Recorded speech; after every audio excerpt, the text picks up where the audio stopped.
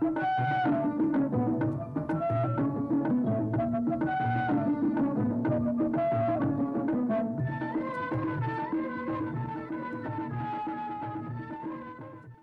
बंधु नमस्कार।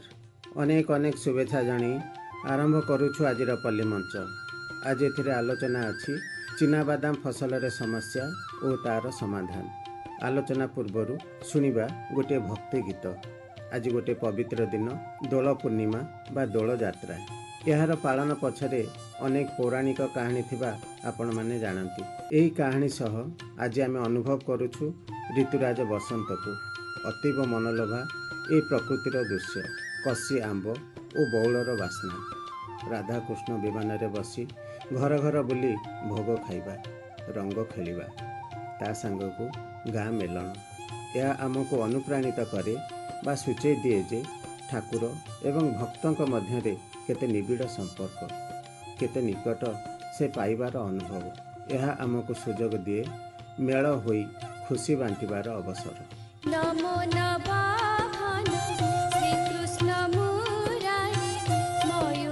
चूड़िया मुनि मनोहरी।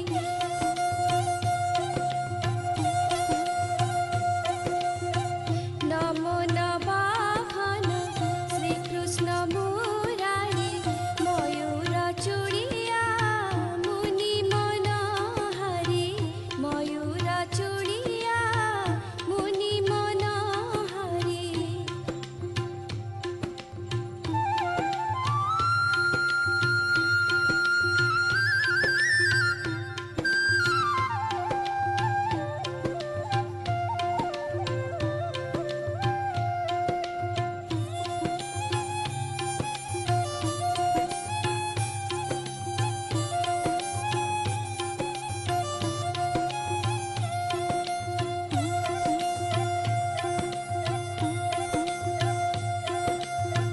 नंदनंदन तुमे श्याम घन यशोदा जीवन राधा प्राण धन।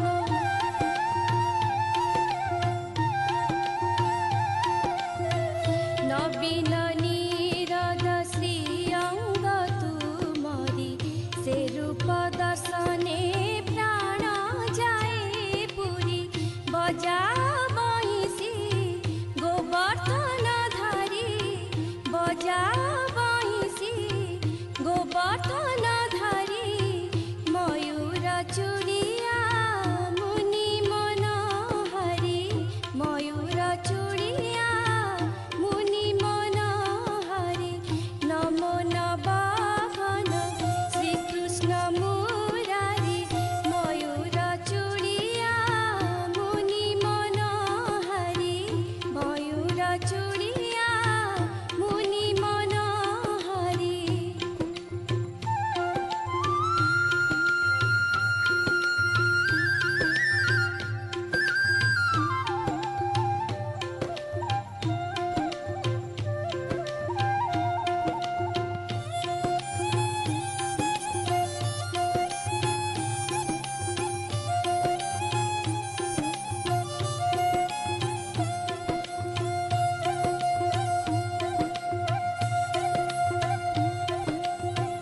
दुख नाशन तुमे हे मोहन दुख मोहर कर हे मोचन।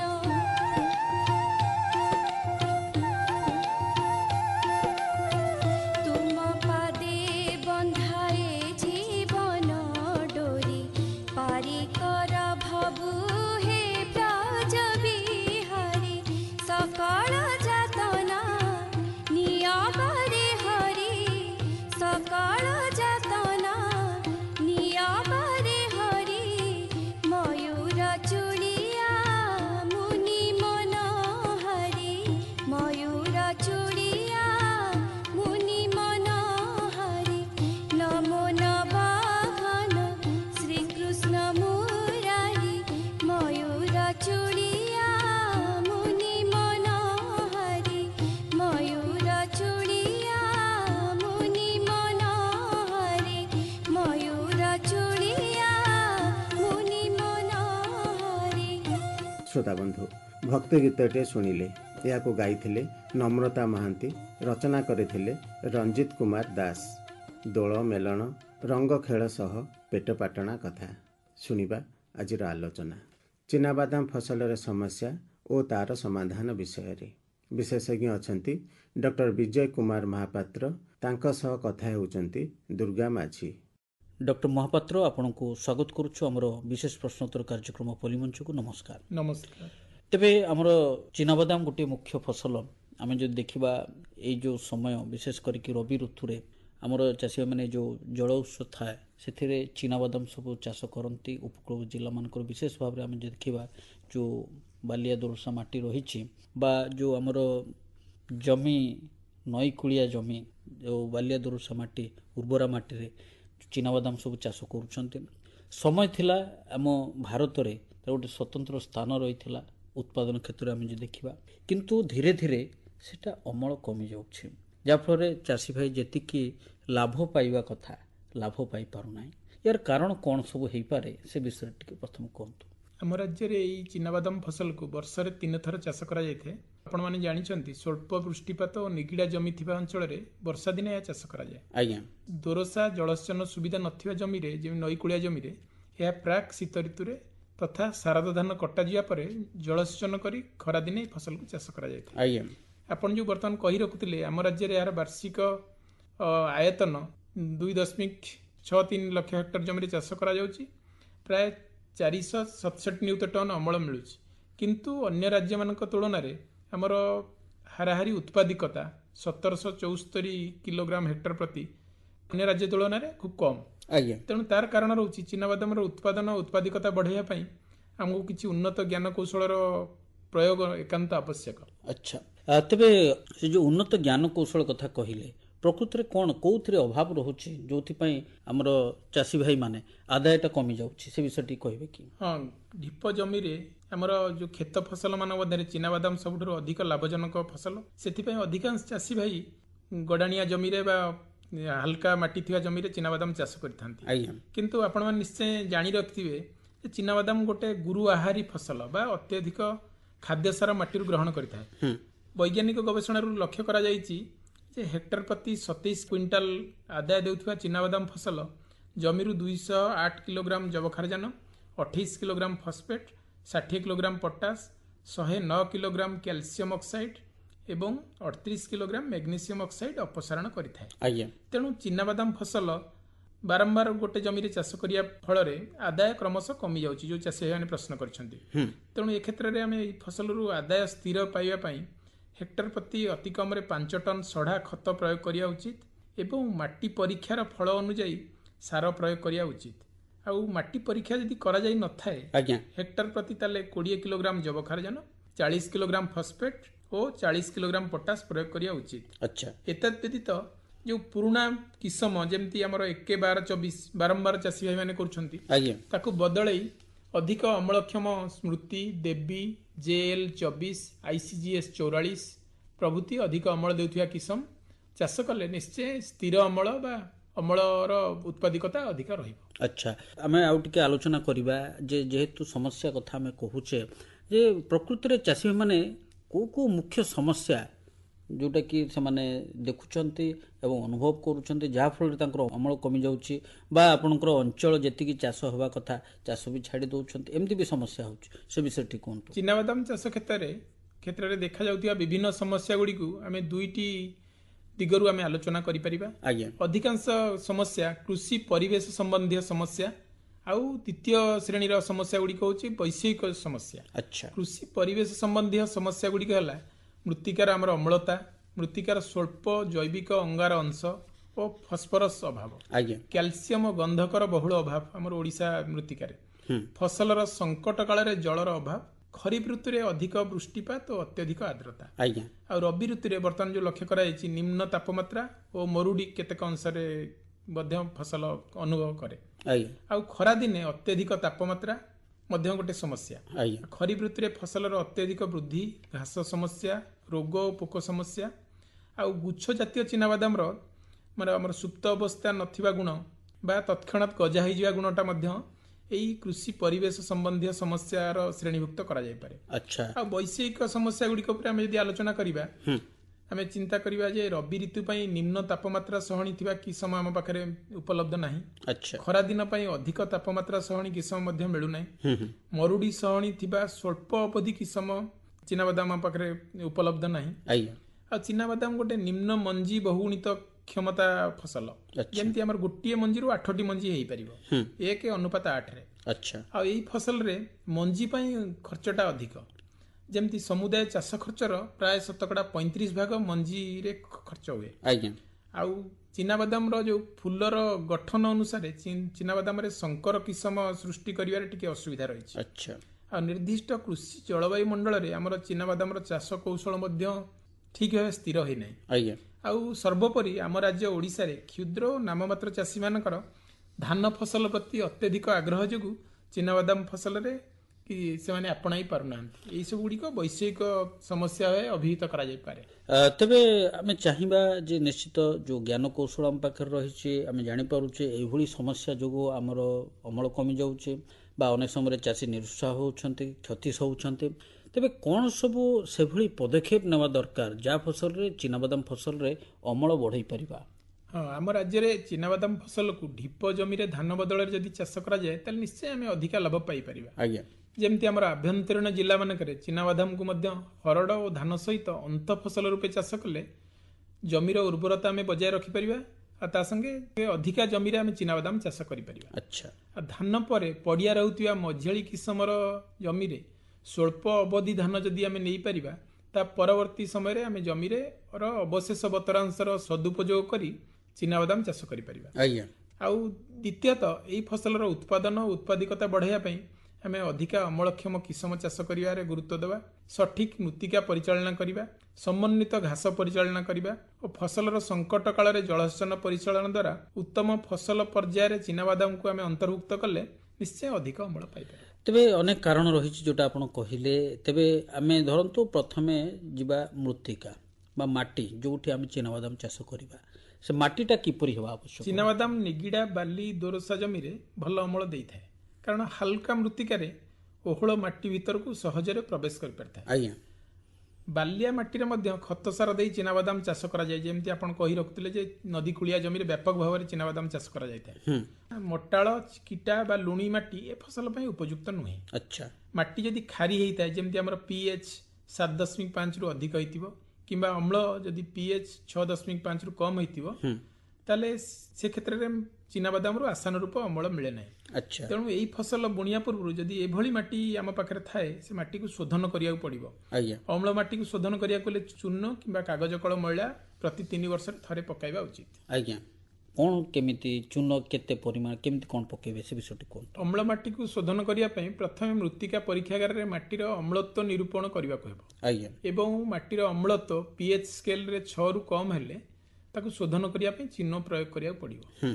ମାଟିର ଅମ୍ଳତ୍ୱ ଭିତ୍ତିରେ ପରୀକ୍ଷାଗାରରେ ଚୂନ ପରିମାଣ ନିରୂପଣ କରି ବାଲିଆ ଓ ଦୋରସା ମାଟିରେ ନିରୂପିତ ପରିମାଣର 25% ଏବଂ ଦୋରସା ଓ ମୋଟାଳ ମାଟିରେ ନିରୂପିତ ପରିମାଣର 50% ଚୂନ ପ୍ରୟୋଗ କରିବାକୁ ହେବ। ଆଜ୍ଞା, କିନ୍ତୁ ଯଦି ଆବଶ୍ୟକ ପରିମାଣର ଚୂନକୁ ବତର ମାଟିରେ ମଞ୍ଜି ବୁଣିବାର 1 ମାସ ପୂର୍ବରୁ ହଳ କରି ମାଟିରେ ମିଶାଇ ଦେବା ଆବଶ୍ୟକ। ଆଜ୍ଞା, ଯଦି ଆମ ପାଖରେ ମାଟି ଆମେ ପରୀକ୍ଷା କରିବାର ଫଳାଫଳ ଉପଲବ୍ଧି ନାହିଁ, ତେଣୁ ସେ କ୍ଷେତ୍ରରେ ସାଧାରଣ ଭାବେ ଆମେ ହେକ୍ଟର ପ୍ରତି 1250 କିଲୋଗ୍ରାମ ଚୂନ ପ୍ରୟୋଗ କରିବା ନିହାତି ଆବଶ୍ୟକ। ତେବେ ଆହୁରି ସମସ୍ୟା ରହିଛି ଚାଷୀମାନଙ୍କର, ଯେ ଧରନ୍ତୁ ସାର ଦେଉଛନ୍ତି, ଗଛଟା ଡେଙ୍ଗା ହେଇଯାଉଛି, ଭଲ ହେଉନାହିଁ, ୟାର ପ୍ରତିକାର କ'ଣ? ଆପଣମାନେ ଜାଣି ରଖିଛନ୍ତି ଚିନାବାଦାମ ଗୋଟେ ଛୁଇଁ ଜାତୀୟ ଫସଲ, ତେଣୁ ଏହାର ଚେରରେ ଥିବା ଗଣ୍ଠିରେ ଏକ ପ୍ରକାର ବୀଜାଣୁ ରହି ବାୟୁମଣ୍ଡଳରୁ ଯବକ୍ଷାରଜାନ ସଂଗ୍ରହ କରି ନିଜର ଖାଦ୍ୟ ଭାବେ ବ୍ୟବହାର କରିଥାନ୍ତି ଏବଂ ଏହାକୁ ଫସଲକୁ ଯୋଗାଇଥାନ୍ତି। ଆଜ୍ଞା, ତେଣୁ ଚିନାବାଦାମ ଫସଲରେ କମ୍ ଯବକ୍ଷାରଜାନ ଓ ଅଧିକ ଫସଫେଟ୍ ଓ ପଟାସ ପ୍ରୟୋଗ କରିବା ଉଚିତ। ଆଜ୍ଞା, ଅଧିକ ଯବକ୍ଷାରଜାନ ସାର ପ୍ରୟୋଗ ଯଦି କରୁଥାନ୍ତି ଚାଷୀମାନେ, ସେ କ୍ଷେତ୍ରରେ ଗଛ ଗୁଡ଼ିକ ଡେଙ୍ଗା ହୋଇଥାଏ। ଆଚ୍ଛା, ଓ ଚେରରେ ଗଣ୍ଠି ସଂଖ୍ୟା କମିଥାଏ, ଆଉ ଫୁଲ ଡେରିରେ ଆସେ ଏବଂ ଫଳ ସଂଖ୍ୟା କମିଥାଏ। ଆଜ୍ଞା, ତେଣୁ ଚାଷୀମାନେ ମନେ ରଖିବା ଉଚିତ ଯେ ସୁଷମ ସାର ପ୍ରୟୋଗ କଲେ ଏସବୁ ଅସୁବିଧାର ସମ୍ମୁଖୀନ ସେମାନେ ଚିନାବାଦାମ କ୍ଷେତ୍ରରେ ହେବ ନାହିଁ। ଏ ଯେଉଁ ଜିପ୍ସମ୍ କହୁଛୁ, ଜିପ୍ସମ୍ ମଧ୍ୟ ଚିନାବାଦାମ ଫସଲରେ ପ୍ରୟୋଗ କରାଯାଏ, ଏଇଟା ପ୍ରୟୋଗ କରିବା ନିହାତି ଜରୁରୀ କି? ଆଉ ଯଦି ଜରୁରୀ, ଆପଣଙ୍କର କେଉଁ ସମୟରେ ଏଟାକୁ ପ୍ରୟୋଗ କରିବା ଦରକାର? ଚିନାବାଦାମ ଫସଲରେ ମଞ୍ଜି ବୁଣିବା ସମୟରେ ଯଦି ସିଙ୍ଗଲ ସୁପର ଫସଫେଟ୍ ସାର ଚାଷୀ ଭାଇମାନେ ପ୍ରୟୋଗ କରିନଥାନ୍ତି ତାହେଲେ ସେ କ୍ଷେତ୍ରରେ ହେକ୍ଟର ପ୍ରତି 250 କିଲୋଗ୍ରାମ ଜିପ୍ସମ ପ୍ରୟୋଗ କରିବା ଉଚିତ। ଆଚ୍ଛା, ଏହାକୁ ମଞ୍ଜି ବୁଣିବାର 10 ରୁ 15 ଦିନ ପୂର୍ବରୁ ଜମିରେ ପ୍ରୟୋଗ କରି ହଳ କରି ମାଟିରେ ମିଶାଇ ଦେବା ଉଚିତ। ଯଦି ଲଗାଇବା ସମୟରେ ଜିପ୍ସମ ପ୍ରୟୋଗ କରାଯାଇ ନଥାଏ ଲଗାଇବାର 20 ରୁ 25 ଦିନ ପରେ ଫୁଲ ଆରମ୍ଭ ସମୟରେ ଗଛ ମୂଳରେ ପ୍ରୟୋଗ କରି କୁଡ଼ା ଖୁସା କରି ଉପର ମାଟି ସହିତ ମିଶାଇ ଦେଲେ ମଧ୍ୟ ସମାନ ଉପକାର ମିଳିଥାଏ। କାରଣ ଜିପ୍ସମରେ ଶତକଡ଼ା 29 ଭାଗ କ୍ୟାଲସିୟମ ଥାଏ ଯାହାକି ମଞ୍ଜିକୁ ନିଦା ଓ ଖୋଳପାକୁ ଶକ୍ତ କରିବାରେ ସାହାଯ୍ୟ କରିଥାଏ। ସେହିପରି ଶତକଡ଼ା 24 ଭାଗ ଗନ୍ଧକ ଥିବାରୁ ଗନ୍ଧକ ମଧ୍ୟ ପତ୍ର ହରିତ ଓ ପୁଷ୍ଟିସାର ଗଠନରେ ସହାୟକ ହୋଇଥାଏ। ଆଚ୍ଛା, ତାମାନେ ନିଶ୍ଚିତ ଜିପ୍ସମ ଆମେ ପ୍ରୟୋଗ କରିବା ଦରକାର ଯାହାଫଳରେ ଯେଉଁ ଆମର ମଞ୍ଜି ଯେଉଁ ଫମ୍ପା ହେଇଯାଉଛି ବା ଆପଣଙ୍କର ଅନେକ ସମୟରେ ଆମେ ଦେଖୁଛେ ଅମଳ କମିଯିବାର କାରଣ ତେଣୁ ଜିପ୍ସମର ଅଭାବ ଯୋଗୁଁ ଏ ସମସ୍ୟା ମଧ୍ୟ ଆମେ ଦେଖୁଛେ। ତେବେ ଆଉ ବଡ଼ ସମସ୍ୟା ହେଉଛି ଆପଣଙ୍କର ଚିନାବାଦାମ ଧରନ୍ତୁ ଯେହେତୁ ଆମେ ନିୟନ୍ତ୍ରିତ ଜଳସେଚନ ଭିତରେ ଏଇ ଯେଉଁ ରବି ଋତୁରେ ଧରନ୍ତୁ ଆମେ ଚାଷ କରୁଛେ ଘାସ ମଧ୍ୟ ନିଶ୍ଚୟ ଉଠିବ ତେଣୁ ଘାସକୁ ନିୟନ୍ତ୍ରଣ କରିବା ପାଇଁ କ'ଣ ବ୍ୟବସ୍ଥା କରିବା? ଚିନାବାଦାମ ଫସଲ ପ୍ରାରମ୍ଭିକ ସ୍ତରରେ ତାର ବୃଦ୍ଧି କମ୍ ରହୁଥିବାରୁ ପ୍ରାୟ 30 ରୁ 40 ଦିନ ପର୍ଯ୍ୟନ୍ତ ବିଭିନ୍ନ ଲହଙ୍ଗା ବଥୁଆ ଅନ୍ୟାନ୍ୟ ଏକବୀଜପତ୍ରୀ ଘାସ ସହିତ ସାର ପାଣି ଅନ୍ୟାନ୍ୟ ପ୍ରାକୃତିକ ସମ୍ବଳ ପାଇଁ ପ୍ରତିଦ୍ୱନ୍ଦିତା କରେ। ମଞ୍ଜି ବୁଣିବାର ଦିନେ 2 ଦିନ ପୂର୍ବରୁ ଆମେ ଯଦି ହେକ୍ଟର ପ୍ରତି 0.04 କିଲୋଗ୍ରାମ ଅକ୍ସିଫ୍ଲୁରୋଫେନ୍ ଯେଉଁ ରାସାୟନିକ ତୃଣକମାରୀ ଯେମିତି ବଜାରରେ ମିଳୁଛି ଜାର୍ଗନ କିମ୍ବା ଅକ୍ସିଗୋଲ୍ଡ 200 ମିଲିଲିଟର ପରିମାଣକୁ 1000 ଲିଟର ପାଣିରେ ମିଶାଇ ଯଦି ବ୍ୟବହାର କରାଯାଇପାରେ। ଏହି ତୃଣକମାରୀକୁ ଠିକ୍ ମାତ୍ରାରେ ଯଦି ଆମେ ବ୍ୟବହାର କରିବା ତାହେଲେ ଚିନାବାଦାମରେ ଯେଉଁ ଚାଷୀ ଭାଇମାନେ ଆମର ଅଭିଯୋଗ କରନ୍ତି ଗଜାହାନି ହୁଏ ସେ ଗଜାହାନି ହେବାର ଆଶଙ୍କା ନଥାଏ। ତା ବଦଳରେ ଫ୍ଲୁକ୍ଲୋରାଲିନ୍ ହେକ୍ଟର ପ୍ରତି 1 କିଲୋଗ୍ରାମ ହିସାବରେ ମଧ୍ୟ ଚିନାବାଦାମ ଲଗାଇବାର ଦିନକ ପୂର୍ବରୁ 1000 ଲିଟର ପାଣି ସହିତ ମିଶାଇ ଜମିରେ ସିଞ୍ଚନ କରାଯାଇପାରିବ।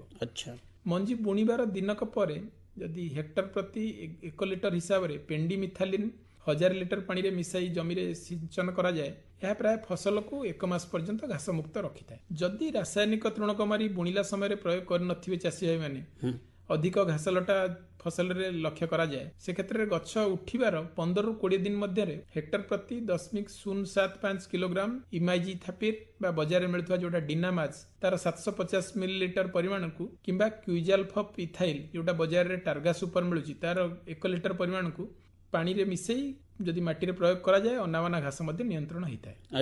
ଫସଲକୁ ଫୁଲ ଆସିବା ପୂର୍ବରୁ 25 ଦିନ ବେଳକୁ କୋଡ଼ା ଖୋସା କରି ହୁଡ଼ା ଟେକି ଦେଲେ ଘାସଲଟା ନିୟନ୍ତ୍ରଣ ହେବା ସହିତ ଓହଳ ମାଟିରେ ହାଲକା ଭାବେ ପଶିବାରେ ସୁବିଧା ହୁଏ। ତାମାନେ ଫୁଲ ଆସିବା ପୂର୍ବରୁ ଆମେ ଘାସ ଲଟା ଯାହା ବି ରହିଥିବ ଆମେ ସେଗୁଡ଼ା ସବୁକୁ ବାଛି ଦେବା ଦରକାର ବା ନିୟନ୍ତ୍ରଣ ପାଇଁ ଯେଉଁ ରାସାୟନିକ ତୃଣମାରକ ଯେଉଁଗୁଡ଼ିକ ସବୁ ରହିଛି ସେଗୁଡ଼ା ସବୁ ବ୍ୟବହାର କରିବା ଯାହାଫଳରେ ତାପରେ ହେଲେ ଆପଣଙ୍କର ଫୁଲ ଆସିବା ପୂର୍ବରୁ ନ କଲେ ଆପଣ ଓହଳ ଯେତେବେଳେ ମାଟିରେ ପ୍ରବେଶ କରୁଥିବ ସେଥିରେ ଯଦି କୋଡ଼ା ଖସା କରୁଛେ ନିଶ୍ଚିତ ଭାବରେ ଆମର ସେଇ ଯେଉଁଟା ଆପଣଙ୍କର ଓହଳ ପ୍ରବେଶ କରିବ ଯେଉଁଟା ଚିନାବାଦାମ ହେଇକି ବଢ଼ିବ ନିଶ୍ଚୟ ଗୋଟେ ସମସ୍ୟା କରିବ ନା କ'ଣ କହୁଛନ୍ତି? ଠିକ୍ କଥା, କାରଣ କୌଣସି ସମୟରେ ମଧ୍ୟ ଚିନାବାଦାମ ଓହଳ ମାଟିରେ ପ୍ରବେଶ କରିବା ପରେ ବା ଫୁଲ ହେବା ପରେ ଆମେ କୋଡ଼ାଖୋସା କରିବା ଉଚିତ ନୁହେଁ।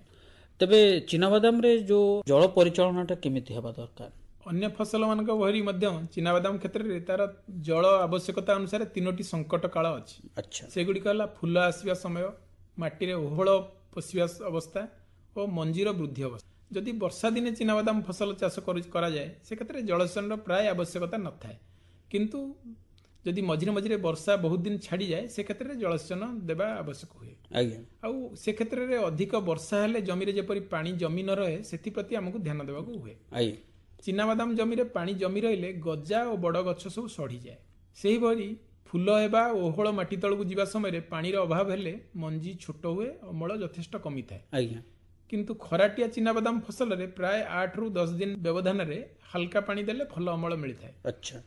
ତେଣୁ ଗୋଟିଏ ଜିନିଷ ଆମର ଆଭ୍ୟନ୍ତରୀଣ ଜିଲ୍ଲାମାନଙ୍କରେ ଯଦି ଆପଣ ସିଞ୍ଚନ ଜଳସେଚନର ବା ସ୍ପ୍ରିଙ୍କଲର ଇରିଗେସନ ମାଧ୍ୟମରେ ଚିନାବାଦାମରେ ଜଳର ସଦ୍ବ୍ୟବହାର ମଧ୍ୟ କରିହେବ।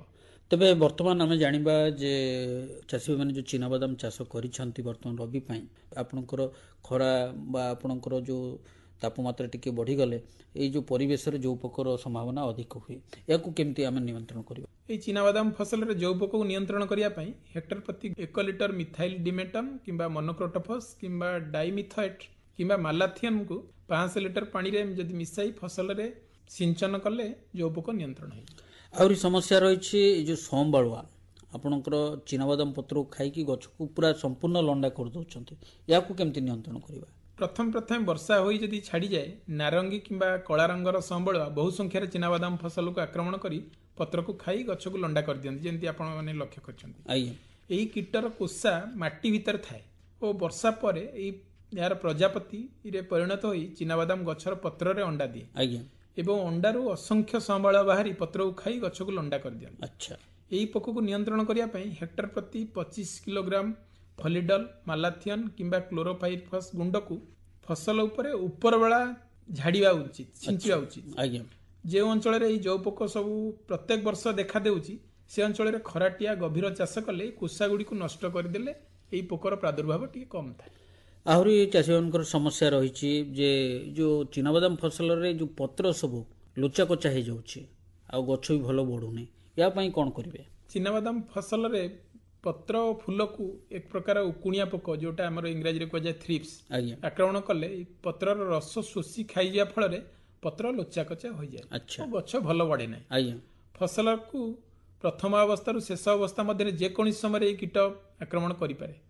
ଏହି ପୋକକୁ ନିୟନ୍ତ୍ରଣ କରିବା ପାଇଁ ହେକ୍ଟର ପ୍ରତି 1 ଲିଟର ମନୋକ୍ରୋଟୋଫସ୍ କିମ୍ବା ଏଣ୍ଡୋସଲଫାନ କିମ୍ବା ଡାଇମିଥଏଟକୁ 5 ଲିଟର ପାଣିରେ ମିଶାଇ ଫସଲ ଉପରେ ସିଞ୍ଚନ କଲେ ଏହି ପୋକ ନିୟନ୍ତ୍ରଣ ହୋଇଥାଏ। ତାପରେ ଆହୁରି ଲେଖିଛନ୍ତି ଯେ ଚିନାବାଦାମ ଗଛ ସବୁ ଝାଉଁଳିକି ମରିଯାଉଛି, ଏଇଟା କାହିଁକି ହେଉଛି? ହଁ, ଏଇଟା ବର୍ତ୍ତମାନ ଅବସ୍ଥାରେ ଆମର ଯୋଉ ରବି ଚିନାବାଦାମ ବା ଖରାଟିଆ ଚିନାବାଦାମ ଫସଲ ବିଭିନ୍ନ ଅବସ୍ଥାରେ ଅଛି।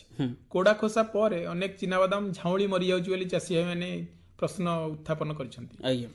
ଏଗୁଡ଼ିକ ହେଉଛି ଧବଳ ଭୃଙ୍ଗ ବା ହ୍ୱାଇଟ୍ ଗ୍ରବ୍, ଉଇ ଓ କାନକୁଟୁଳି ପୋକ ଆକ୍ରମଣ ଯୋଗୁଁ ଚିନାବାଦାମ ଗଛ ଝାଉଁଳି ମରିଥାଏ। ଏ କ୍ଷେତ୍ରରେ ଶେଷ ଓଡ଼ ଚାଷ ବେଳେ ହେକ୍ଟର ପ୍ରତି 25 କିଲୋଗ୍ରାମ କ୍ଲୋରୋପାଇରିଫସ୍ ଗୁଣ୍ଡକୁ ମାଟିରେ ମିଶାଇ ଦିଆଯାଇଥାଏ, ତାହେଲେ এই কীটକୁ ନିୟନ୍ତ୍ରଣ କରିହେବ। ତେଣୁ ଯେଉଁ ଅଞ୍ଚଳରେ ଏହି ସମସ୍ୟା ଅଛି ସେମାନେ ଆଗକୁ ଏହି ପ୍ରକାର ପଦକ୍ଷେପ ନେବେ। ଆଉ ସ୍ଥଳ ବିଶେଷରେ ଗଛ ଯୋଉ ଝାଉଁଥାଏ ବେଳେ ବେଳେ ଫିମ୍ପି ଆକ୍ରମଣ ଯୋଗୁଁ ମଧ୍ୟ ହୋଇଥାଏ। ଆଉ ଯଦି ଫିମ୍ପି ହେଇଥିବ, ଚାଷୀ ମାନଙ୍କୁ ମୁଁ ଅନୁରୋଧ କରୁଛି ସେମାନେ ଦେଖିବେ ଯେ ଫସଲ ମୂଳରେ, ଗଛ ମୂଳରେ ଧଳା ରଙ୍ଗର ଫିମ୍ପି ଥିବ। ଯଦି ଧଳା ରଙ୍ଗର ଫିମ୍ପି ସେମାନେ ଲକ୍ଷ୍ୟ କରିବେ, ଏହାକୁ ନିୟନ୍ତ୍ରଣ କରିବା ପାଇଁ 1 ଲିଟର ପାଣିରେ 1 ଗ୍ରାମ ହିସାବରେ କାର୍ବେଣ୍ଡାଜିମ୍ ଔଷଧକୁ ଗୋଳାଇକରି ଗଛ ମୂଳର ମାଟିକୁ ଭିଜାଇ ଦେବେ। ଭିଜାଇ ଦେବା ଫଳରେ ଏହି ରୋଗର ପ୍ରାଦୁର୍ଭାବ ମାନେ କମିଯିବ। ଯଦି ଅଧିକା ପ୍ରାଦୁର୍ଭାବ ଥିବ ତାହେଲେ 8 ରୁ 10 ଦିନ ବ୍ୟବଧାନରେ 2 ରୁ 3 ଥର ଔଷଧ ପକାଇଲେ ଏ ରୋଗ ନିୟନ୍ତ୍ରଣ ହେଇଯିବ।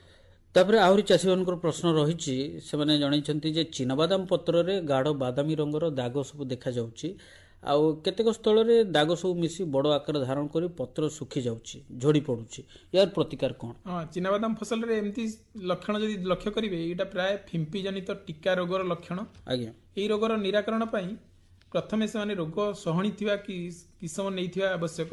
ତା ଭିତରୁ କେତେଟା ନାଁ ମୁଁ କହି ରଖୁଛି। OG 1-133, ପଞ୍ଜାବ 1, J11 ପ୍ରଭୃତି କିସମ ଯଦି ମିଳୁଛି ତାହେଲେ ସେଟା ଆସନ୍ତା ବର୍ଷରେ ସେମାନେ ନେଲେ ଭଲ ହେବ। ବୁଣିବା ପୂର୍ବରୁ କ୍ୟାପ୍ଟାନ୍ ଔଷଧରେ ବିହନ ବିଶୋଧନ କରିଥିଲେ ଏହି ପୋକର ଏହି ରୋଗର ପ୍ରାଦୁର୍ଭାବ କମିବ। ଫସଲରେ ରୋଗ ଦେଖାଦେଲେ 1 ଲିଟର ପାଣିରେ 4 ଗ୍ରାମ ହିସାବରେ ମାନକୋଜେବ୍ କିମ୍ବା 5 ଗ୍ରାମ ହିସାବରେ ବ୍ଲାଇଟକ୍ସ 50 କିମ୍ବା 1 ଗ୍ରାମ କାର୍ବେଣ୍ଡାଜିମ୍ ଔଷଧକୁ ମିଶାଇ ସିଞ୍ଚନ 10 ଦିନ ଅନ୍ତରରେ ଯଦି 2 ରୁ 3 ଥର ସିଞ୍ଚନ କରିବେ ତାହେଲେ ରୋଗର ପ୍ରାଦୁର୍ଭାବ ଅନେକାଂଶରେ ନିୟନ୍ତ୍ରଣ କରିବ। ଆଉ ଗୋଟିଏ ଅଭିଯୋଗ ରହିଛି ଆମର ଚାଷୀମାନଙ୍କର ପ୍ରଶ୍ନ ଆକାରରେ, ସେମାନେ ଜଣାଇଛନ୍ତି ଯେ ଚିନାବାଦାମ ଗଛର ଅଗ ମରିଯାଉଛି, ଗଛ ଭଲ ବଢ଼ୁନାହିଁ ଏବଂ ଫୁଲ ଫଳ ମଧ୍ୟ ଭଲ ଧରୁନାହିଁ, ଯାହାଫଳରେ ଆଦାୟ ଆମର କମିଯାଉଛି, ଏହାର ପ୍ରତିକାର କ'ଣ? ଏହା ହେଉଛି ଚିନାବାଦାମ ଫସଲରେ ଭୂତାଣୁ ଜନିତ କଢ଼ମରା ରୋଗ। ଏ ରୋଗ ହେଲେ ଗଛର ଅଗ୍ରମୁକୁଳ ମାନେ ଅଗ୍ରଭାଗ ମରିଯିବା ଯୋଗୁଁ ଗଛ ଉଚ୍ଚତାରେ ବଢ଼େ ନାହିଁ, କିନ୍ତୁ ଶାଖା ଅଧିକ ଦେଇ ବୁଦାଳିଆ ଦେଖାଯାଏ ଓ ପତ୍ର ହଳଦିଆ ହୋଇଯାଏ। ଏହି ରୋଗ ସୃଷ୍ଟି କରୁଥିବା ଏକ ଭୂତାଣୁ ଦ୍ୱାରା ସୃଷ୍ଟି ହୋଇଥାଏ।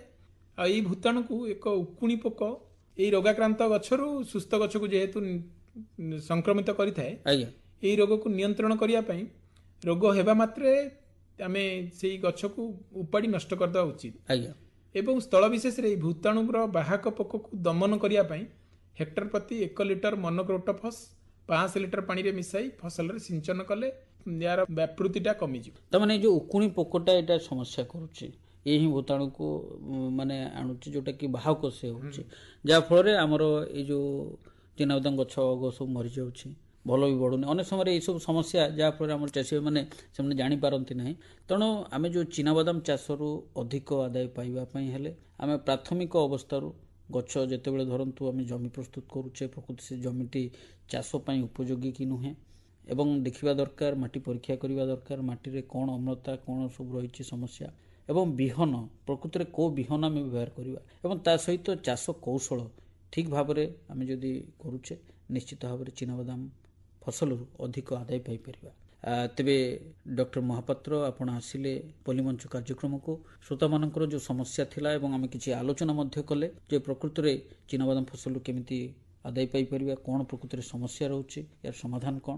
ନିଶ୍ଚିତ ଆମର ଚାଷୀ ଭାଇମାନେ ଶ୍ରୋତା ବନ୍ଧୁମାନେ ଏହି କାର୍ଯ୍ୟକ୍ରମ ଶୁଣି ଉପକୃତ ହେବେ। ସେଥିପାଇଁ ଆପଣଙ୍କୁ ପଲ୍ଲୀମଞ୍ଚ କାର୍ଯ୍ୟକ୍ରମ ତରଫରୁ ବହୁତ ବହୁତ ଧନ୍ୟବାଦ। ନମସ୍କାର। ନମସ୍କାର। ଶୁଣୁଥିଲେ ଆଲୋଚନା ଚିନାବାଦାମ ଫସଲର ସମସ୍ୟା ଓ ତାର ସମାଧାନ। ବିଶେଷଜ୍ଞ ଥିଲେ ଡକ୍ଟର ବିଜୟ କୁମାର ମହାପାତ୍ର, ତାଙ୍କ ସହ କଥା ହେଉଥିଲେ ଦୁର୍ଗା ମାଝୀ। ତେବେ ଆଜିର କାର୍ଯ୍ୟକ୍ରମକୁ ଏଇଠି ଶେଷ କରୁଛୁ।